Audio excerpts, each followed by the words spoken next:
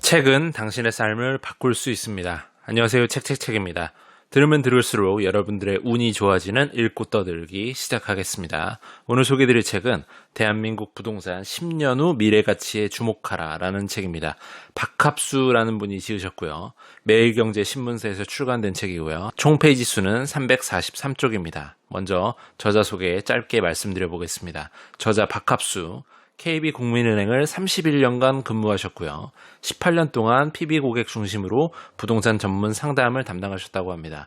건국대 부동산대학원, 부동산으로 제일 유명한 게 건국대라 볼 수 있죠. 건국대 부동산대학원을 거쳐 단국대에서 도시 및 지역계획학으로 박사가 되신 박사님이십니다. MBC 경제매거진, 라디오 손에 잡히는 경제, KBS 경제투데이 등의 부동산 해설로 출연하시기도 했습니다. 매년 부동산 관련 강의를 꾸준하게 하고 계시는 자타공인 대한민국 최고의 부동산 전문가라 볼 수 있겠습니다. 목차 한번 읽어보겠습니다. 파트 1, 대한민국 부동산의 미래가치. 파트 2, 서울 새로운 지평을 펼치다. 파트 3, 수도권의 미래는 반전이다.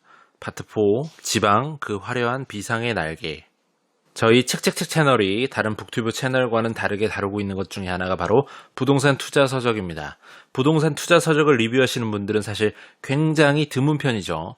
관심사 역시 부동산을 투자하시는 분이나 투자하고 싶은 계획이 있는 사람 정도에 국한이 되기 때문에 저도 최근에는 조금 더 범용적인 서적을 다루는 것이 좋겠다고 판단해서 부동산 서적에 대한 소개를 조금 미뤄둔 측면이 있습니다. 하지만 오늘 소개드리는 이 책 같은 경우는 최근까지의 부동산의 흐름을 잘 안내를 해주면서 향후 10년 동안에 10년 이후의 부동산의 어떠한 향방이나 수요와 공급이라는 단순하지만 이러한 강력한 무기를 앞세워서 설명을 좀 해주기 때문에 좋다는 느낌을 받아서 소개를 해드립니다.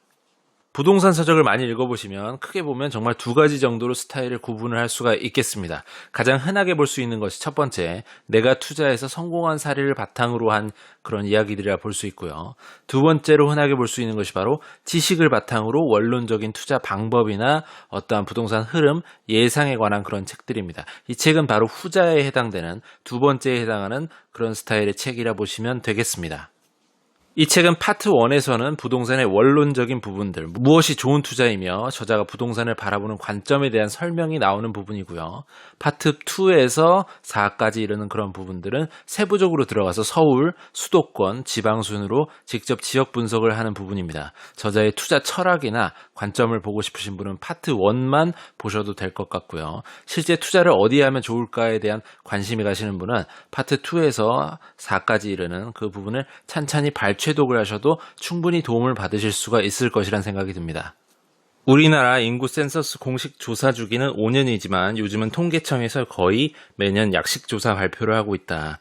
행정안전부의 주민등록 기준 인구와 통계청 조사 방식의 약간의 차이는 있지만 2019년 기준 총 인구는 5,170만 명 수준이다. 이미 5천만 명을 못 넘고 감소하리라는 예상은 이미 폐기된 지 오래다.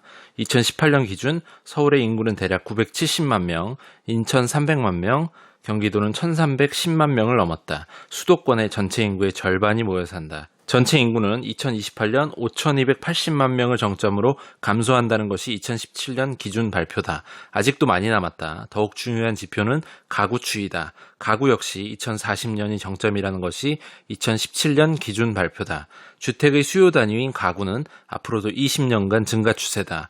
인구와 가구를 기준으로 주택 수요를 예측해보면 수도권과 대도시는 소폭 증가하는 형태며 지방 소도시와 농어촌은 축소되는 모양새다. 결국 인구 감소, 수요 감소, 가격 하락 논리는 당연하고 합리적인 논리처럼 보이지만 수도권과 대도시 입장에서 보면 현실과 괴리된 탁상공론일 뿐이다. 적어도 수도권에서 주택은 매입을 전제로 검토되어야 한다. 보통 부동산 하락론자의 가장 큰 논리 중에 하나가 바로 인구 감소에 대한 부분입니다. 저자는 앞서 12년 전에 본인이 쓰셨던 칼럼을 보여주면서 12년이 지난 지금도 앞서 주장했던 내 주장이 틀리지가 않았다며 부동산에 부정적인 영향을 줄 만한 인구 감소는 아직 20년도 더 남았다고 주장합니다. 또한 대도시나 수도권을 기준으로 삼는다면 인구에 대한 영향으로 가격 하락이 일어난다는 것은 좀 타당하지가 않다라고 말하고 있습니다.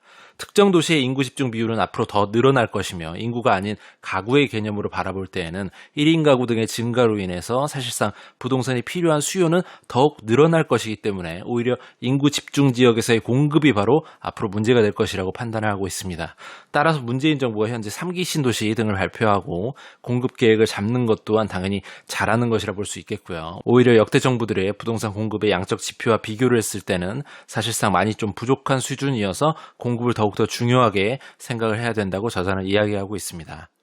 대출 규제는 투기를 방지하는 수단으로 활용된다. 투기의 대상으로 지목된 것은 다주택자다. 다주택자가 대출을 받아 주택을 여러 채 매입하는 것을 문제 삼는 것이다. 그런데 우리나라에는 독특한 방식인 전세 제도가 있다. 다주택자가 집을 늘리는데 은행 대출보다는 오히려 무이자 대출인 전세보증금이 큰 역할을 한다. 전세를 끼고 집을 사는 속칭 갭 투자는 대출을 전혀 수반하지 않는다. 안타깝게도 투기 방지 차원에서의 대출 규제 정책에는 한계가 있다. 부자는 자금을 가지고 있어 가격이 하락할 때까지 기다릴 여유가 있다 보니 실수요자보다 다양한 투자 기회를 얻을 수 있다. 따라서 대출 규제 외에 취득세와 보유세를 중과하는 등 진입 장벽을 높여야 한다. 저자는 1주택자가 최고의 투자다라는 제목을 빌어서 이 장을 설명하고 있습니다. 역시나 최근의 부동산 상황을 반영한 듯이 똘똘한 한 채가 여러 채보다는 낫다는 것을 표현하고 있다고 볼 수도 있겠죠.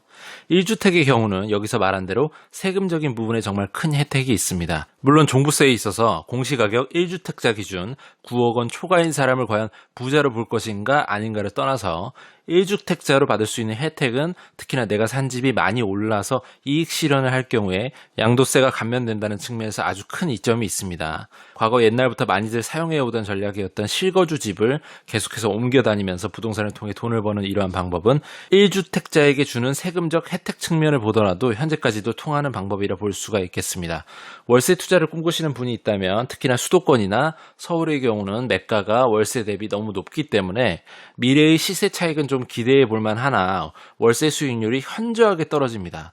따라서 월세는 어느 정도 받쳐주면서 매가의 변동이 좀 적고 또한 매가가 작은 지방의 중소형 아파트를 월세로 잡아서 임대사업자 등록을 해두신다면 내가 사는 실거주는 계속해서 1주택자로 적용을 받으시면서 시세차익형 투자를 이렇게 하고 현재와 같이 대출금리 상황이 좀 유리한 환경에서는 지방의 월세 물건을 좀 늘려나가시는 것도 하나의 전략이 될 수도 있겠다는 생각이 듭니다.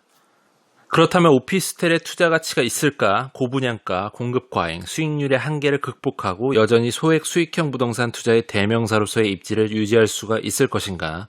현재까지 오피스텔은 주택시장에서 충분한 기여를 하고 있다. 앞으로도 도시형 생활주택과 더불어 대표적인 1인 가구의 주거 형태로 존재할 것이다. 소형 아파트 가격이 지나치게 높아 갈아타기 쉽지 않은 데다 교통이 편리하고 주변 생활 기반이 잘 갖춰진 곳에 입지한 경우가 많기 때문이다.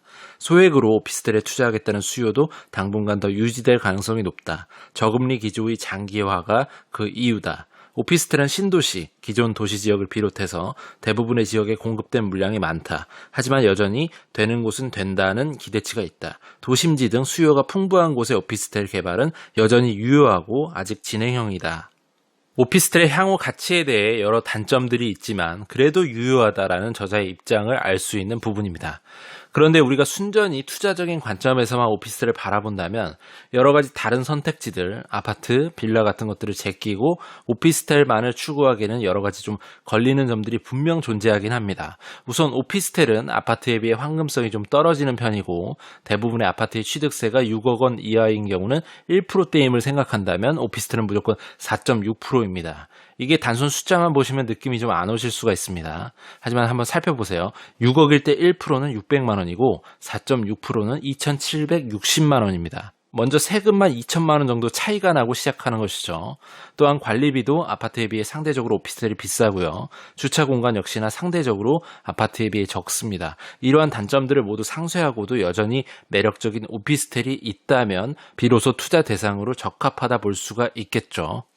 결론적으로 현 상황이 장기화되지 않고 2020년 상반기 안에 어느 정도 마무리된다면 부동산 시장에 미치는 영향은 제한적일 것으로 예상된다. 경제 전반의 활동 위축으로 침체는 불가피하다. 하지만 부동산의 경우 공급 부족으로 인한 쏠림 현상과 금리 인하로 부동산에 몰리는 자금 등의 유동성을 고려하면 여전히 상승 흐름을 이어갈 것으로 전망된다.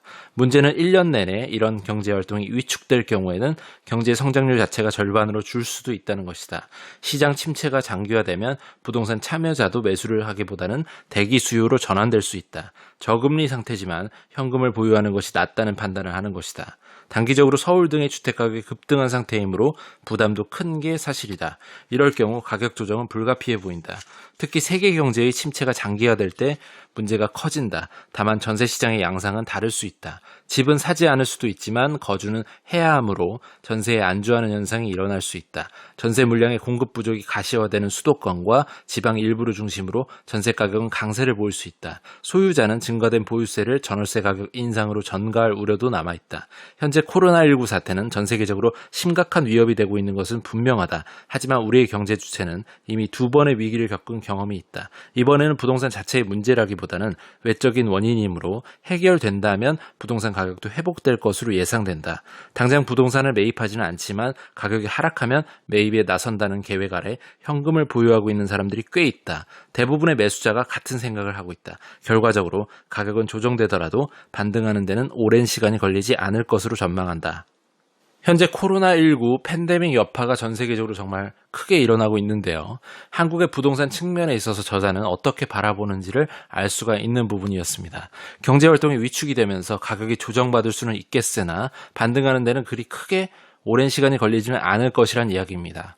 대부분 좀 우리가 일반적으로 생각해 볼 수 있는 정도의 이야기여서 크게 새롭게 다가오지는 않았습니다. 다만 투자의 측면에서 보자면 현재 가격이 많이 올라간 서울이나 수도권 요지에도 가격이 조정받는 시점이 분명히 도래할 것이고 정부가 바뀌는 시점 정도에서 한번 매수나 매도 등의 상황을 한번 살펴봐야 될 것이라는 것을 우리가 생각을 해볼 수가 있겠습니다.